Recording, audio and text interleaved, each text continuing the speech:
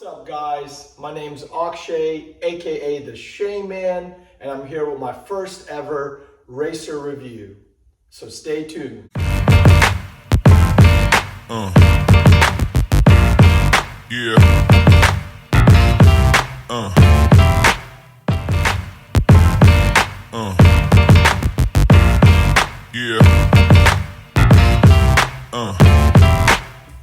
So a little bit about myself. I've been riding motorcycles for about 15 years, done about 4 years of track riding, and now this will be my second season of racing. And I just thought I'd share my little bit of knowledge with you guys if it can help you with the purchase of a motorcycle or to be more safe on a motorcycle. That would be my utmost reward. But I had the chance to ride this 2020 Yamaha R3 the other day.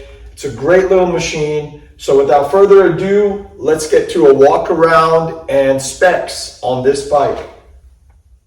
All right, here it is, the 2020 Yamaha R3. This bike still sports the 321cc twin-cylinder power plant in the same great sport-tuned chassis. New for this year is the inverted fork up front, non-adjustable. However, the rear monocross shock is preload adjustable.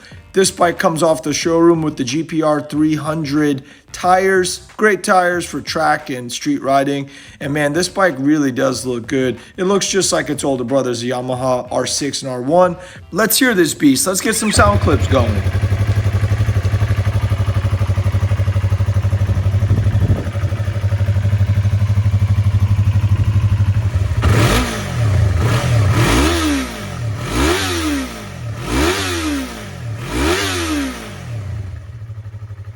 Guys saw, the Yamaha R3 is definitely a quality built machine. It's in essence a commuter bike, but what makes it so fun on the track is you don't have to worry about too much gas. You can focus on the racecraft, and that goes for any small displacement bike. You can really focus on yourself as a rider.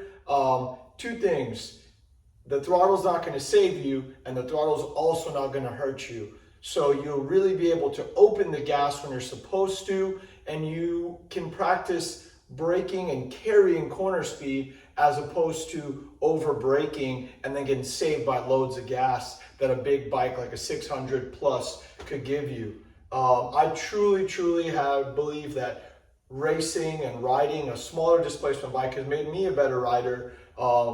It's actually sometimes more fun because you can just turn so many laps on it. It's lighter, it's easier to maneuver. For a beginner to even an advanced and an expert level rider, small displacement bikes have their place, and they'll definitely help you become a better rider. So without further ado, here is my best lap footage. I was riding just like a normal track day, riding about 40 to 50% of my ability, not pushing like crazy. This isn't my bike to crash. I was just trying to have a good time and also get what I wanted out of the bike and see what it would give me back in response. So here it is. All right, here we go. Coming into one of the hardest braking zones. The bike turns in quite nicely. However, after about 7, 8, 9 laps, I really started to feel the brakes start to fade. I don't know if that was the master cylinder or the brake pads or maybe a combination of everything, but the brake fade was real. Now the bike does accelerate really well for a small bike, and man, it is fun to just bang and click through the gears on these smaller bikes. That's what's great about them. You get to use every bit of them. The bike was a little shaky through that little chicane. I felt like the front was a little loose. I'm a bigger guy, roughly about 190 pounds right now. So the bike is perfectly stock. Nothing has been altered or changed. And it did feel a little loose to me, and I felt like I didn't feel the confidence to really trail brake hard deep into a corner. Now getting on the gas pretty hard here. The bike definitely picks up well. You can even see a couple of green lights flash on my AIM Solo 2. Now this is a high-speed section of the track. On the small bikes, you actually don't even decelerate going into that kink. However, on this bike, I felt like I didn't have the confidence to really keep the gas open. I was getting pushed out towards the grass, but pretty tidy through that section of a double right-hander.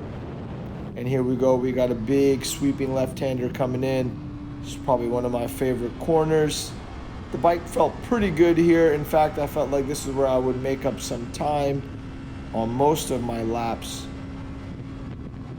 And this last little quick right, and all out power here, all out power across the line. So all in all, I really did like this bike. The ergonomics are real comfortable, very versatile, and it is a fun track day machine straight out the box. To be honest, it's the best looking 300 in my opinion. However, the OEM forks are not the best. They're not the most confidence inspiring, along with the GPR 300 tires, and the brake fade is scary. So, where did the R3 fall on our leaderboard? I have up here the Gixxer 750 race bike that I race, which is right over here.